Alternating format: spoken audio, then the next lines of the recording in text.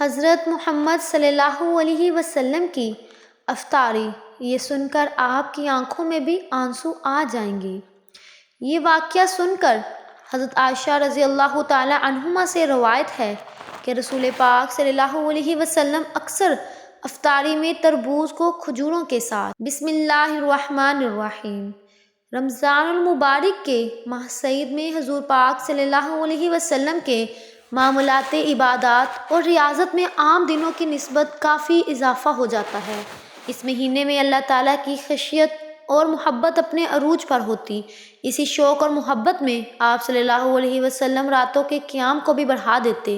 حضور پاک صلی اللہ علیہ وسلم کے انہی معمولات کا ذکر کیا جاتا ہے تاکہ ہم بھی حضور پاک صلی اللہ علیہ وسلم کے اسوہ پر عمل کر کے اس مہینے کی برکتوں اور سعادتوں کو لوٹ سکیں۔ حضور پاک صلی اللہ علیہ وسلم نظام مبارک سے اتنی زیادہ محبت فرمایا کرتے تھے کہ اس کے پانے کی دعا اکثر کیا کرتے تھے، اور رمضان مبارک کا اہتمام ماہ شعبان میں ہی روزوں کی کثرت کے ساتھ ہو جاتا تھا۔ حضور پاک صلی اللہ علیہ وسلم اس مبارک مہینے کا خوش آمدید کہہ کر استقبال کرتے۔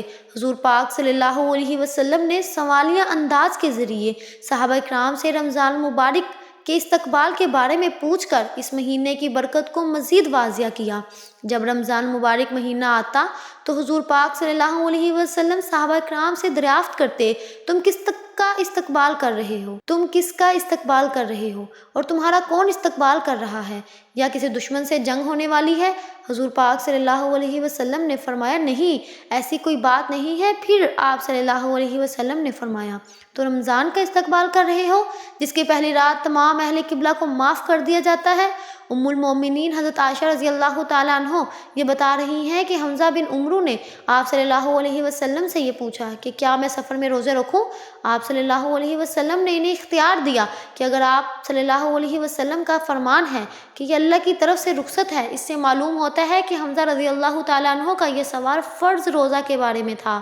اس کی دلیل ابو داؤد کی روایت کردہ یہ حدیث ہے۔ حمزہ بن عمرو نے پوچھا، اے اللہ کے رسول، میں صاحب سواری ہوں جسے میں استعمال میں لاتا ہوں، کبھی اس پر خود سفر کرتا ہوں اور کبھی اسے کرائے پر دیتا ہوں، اور بسا اوقات دورانی سفر کے مہینہ یعنی رمضان آ جاتا ہے اور میں روزے رکھنے کی طاقت رکھتا ہوں۔ الحدیث اس بات کا بھی احتیاط ہے کہ یہ سوال مطلق روزہ رکھنے کے بارے میں تھا، چاہے وہ واجب ہو یا نفل، کیونکہ حضرت عائشہ رضی اللہ تعالیٰ عنہما کا قول ہے اور وہ بہت زیادہ روزے رکھنے والے تھے۔ اس سے یہ واضح ہوتا ہے کہ سفر میں روزہ نہ رکھنے کی اجازت ہے۔ جس نے رخصت کو لے لیا اس نے درست کیا، اور جس نے روزہ رکھا اس کے لیے یہ جائز ہے اور اس کے روزے کو واجب ادا کرنے والا سمجھے گا۔ ناظرین، اللہ کے پیارے نبی حضرت محمد صلی اللہ علیہ وسلم نے اپنی حیات زندگی میں 9 رمضان دیکھے ہیں، یعنی کہ 9 رمضان گزارے ہیں۔ 10ویں رمضان کے شروع ہونے سے پہلے آپ اس دنیا سے پردہ فرما گئے، یعنی کہ آپ اللہ کے پاس تشریف لے گئے۔ اس طرح سے آپ نے اپنی زندگی میں روزے فرض ہونے سے وفات تک 9 رمضان گزاری ہیں۔ ناظرین، آج کی اس ویڈیو میں ہم آپ کو بات کرنے والے ہیں اللہ کے پیغمبر محمد صلی اللہ علیہ وسلم کی، کہ وہ کیسے کھانا پسند کرتے تھے، اور ساتھ ہی ہم آپ کو پیارے نبی حضرت محمد صلی اللہ علیہ وسلم کی افطاری کا ایک ایسا واقعہ بھی بتانے والے ہیں جس کو سن کر یقیناً آپ لوگوں کا دل خوش ہو جائے گا۔ ناظرین، حضرت انس رضی اللہ تعالیٰ عنہ فرماتے ہیں کہ اللہ کے رسول صلی اللہ علیہ وسلم مغرب کی نماز سے پہلے چند کھجوروں سے افطاری فرماتے تھے، یعنی کہ آپ تازہ کھجوروں سے افطاری کرتے تھے۔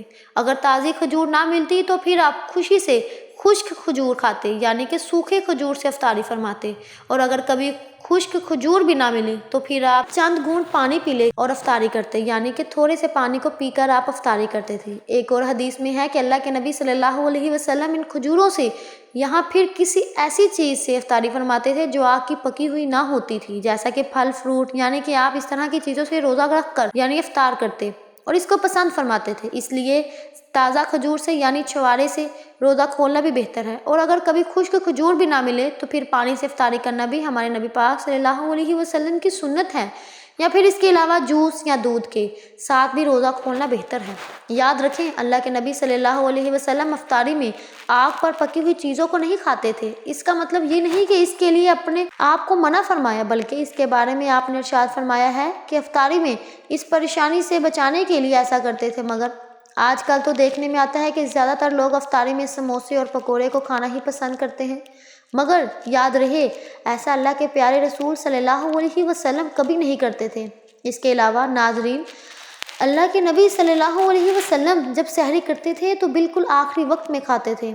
ادھر حضرت بلال اذان دے رہے ہیں اور ادھر آپ آخری لقمہ کھا رہے ہیں، اور ادھر سورج نیچے ہوا یعنی کہ ڈوبا، اور آپ نے اپنے منہ میں کھجور رکھی یعنی کہ افطاری کی۔ ایسا آپ اس لیے کرتے تھے تاکہ اپنی امت پر بھوک کا وقت کم سے کم ایک مرتبہ اللہ کے رسول صلی اللہ علیہ وسلم سحری کے وقت میں بکرے کی سیری کھا رہے تھے۔ حضرت علی رضی اللہ تعالیٰ عنہ بھی آپ کے ساتھ میں تھے۔ اتنے میں حضرت بلال رضی اللہ تعالیٰ عنہ آئے اور عرض کرنے لگے، یا رسول اللہ صلی اللہ علیہ وسلم، وقت ختم ہو گیا ہے، میں اذان دینے جا رہا ہوں، آپ میں برائے مہربانی کھانا بنا بند کر دیں۔ اور یہ کہہ کر حضرت بلال اذان دینے چلے گئے اور اذان دینے کی تیاری کرنے لگے۔ اتنے میں محض بلال کو خیال آیا کہ پتہ نہیں میرے نبی ابھی تک کھانا پینا بند کیا ہوگا یا نہیں، اس لیے حضرت بلال رضی اللہ تعالیٰ عنہ واپس آ گئے اور آ کر دیکھا تو ابھی بھی اللہ کے نبی سحری کھا رہے تھے۔ یہ دیکھ کر حضرت بلال نے کہا، یا رسول اللہ صلی اللہ علیہ وسلم، اللہ کی قسم سحری کا وقت ختم ہو گیا ہے، صبح ہو گئی ہے۔ تو یہ سن کر آپ صلی اللہ علیہ وسلم نے اپنے ہاتھ نیچے کر لیے اور کہنے لگے، اے بلال، ابھی وقت واقعی تھا، لیکن تیری قسم کھانے پر اللہ نے اس کو پہلے ہی نکال دیا کہ تیری قسم کہیں جھوٹی نہ پڑ جائے۔ پھر حضرت علی رضی اللہ تعالیٰ عنہ نے فرمایا، اگر بلال قسم نہ کھاتے تو جب تک میرے نبی صلی اللہ علیہ وسلم کھاتے رہتے تب تک صبح صادق نہ ہوتی۔ اب ناظرین، آپ کو ان 10 چیزوں کے بارے میں بتاتے ہیں جن کو نبی پاک صلی اللہ علیہ وسلم بہت پسند فرماتے تھے اور ان کو شوق کے ساتھ تناول فرمایا کرتے تھے۔ یاد رکھیں، اللہ کے پیارے نبی صلی اللہ علیہ وسلم کا کھانا پینا بڑا ہی سادہ تھا۔ شہد، زیتون کا تیل، کدو تو آپ بڑے شوق سے کھاتے تھے۔ آپ منہ اور دانتوں کا بہت خیال رکھتے تھے، اس وجہ سے آپ کچا پیاز اور لہسن کبھی نہیں کھاتے تھے۔ آپ پیاز اور لہسن کو اس کی بدبو کی وجہ سے ناپسند فرماتے تھے۔ یاد رکھیں، اللہ کے رسول صلی اللہ علیہ وسلم کو اگر کوئی چیز یا کوئی کھانا پسند نہیں ہوتا تو آپ اس کو چھوڑ دیتے تھے، یعنی کہ اس کو نہیں کھاتے تھے، مگر اس چیز کو آپ برا نہیں کہتے تھے۔ حدیث پاک میں ہے کہ اللہ کے نبی صلی اللہ علیہ وسلم کی حالت مبارکہ تھی کہ آپ کو جس قسم کا بھی کھانا مل جاتا تھا آپ اس کو تناول فرما لیتے تھے، یعنی کہ آپ وہ تمام چیزیں کھا لیتے تھے جو خدا نے حلال کی ہیں، ان کو تناول فرما لیتے تھے۔ مگر یہ 10 چیزیں اللہ کے نبی کو بہت زیادہ پسند تھیں، ان کو آپ بڑے شوق کے ساتھ تناول فرماتے تھے۔ نمبر 1، کھجور۔ ناظرین، اللہ کے پیارے نبی حضرت محمد صلی اللہ علیہ وسلم کو کھجور سب سے زیادہ پسند تھی۔ آپ چند کھجوروں سے افطاری فرماتے تھے، یعنی کہ تازہ کھجوروں سے آپ افطاری کرتے تھے۔ اگر تازہ کھجور نہ ملتی تو پھر آپ خشک کھجور سے افطاری کرتے تھے، اور اگر خشک کھجور بھی نہ ملتی تو آپ پانی سے افطاری کرتے تھے۔ کھجوروں میں سب سے زیادہ آپ کو اجوا کھجور سب سے زیادہ پسند تھی۔ آپ صلی اللہ علیہ وسلم نے فرمایا کہ جس گھر میں کھجور ہوتی ہے اس گھر میں کبھی بھی فاقہ نہیں ہوتا۔ نمبر 2، انگور۔ ناظرین، اللہ کے پیارے نبی حضرت محمد صلی اللہ علیہ وسلم کو انگور کھانا بھی بہت پسند تھا، یعنی کہ آپ انگور کو بڑے ہی شوق کے ساتھ کھاتے تھے، کیونکہ انسانی صحت کے لیے بھی آپ یہ ایک بہت ہی فائدہ مند پھل ہے۔ نمبر 3، انار۔ ناظرین، پیارے نبی صلی اللہ علیہ وسلم کو انار کھانا بہت پسند تھا۔ آپ انار کو بھی بڑے شوق کے ساتھ کھاتے تھے۔ آپ صلی اللہ علیہ وسلم نے فرمایا، انار جنت کے پھلوں میں سے ایک پھل ہے۔ نمبر 4، انجیر۔ ناظرین، اللہ کے نبی حضرت محمد صلی اللہ علیہ وسلم کو پسندیدہ غذاؤں میں ایک غذا انجیر بھی ہے۔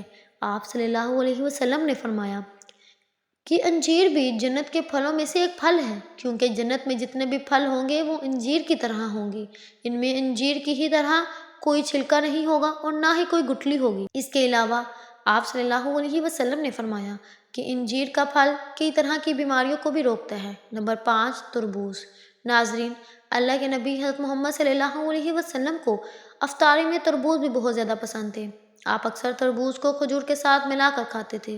حضرت عائشہ رضی اللہ تعالیٰ عنہ سے روایت ہے کہ رسول پاک صلی اللہ علیہ وسلم اکثر تربوز کو کھجور کے ساتھ ملا کر کھاتے تھے۔ نمبر 6، دودھ۔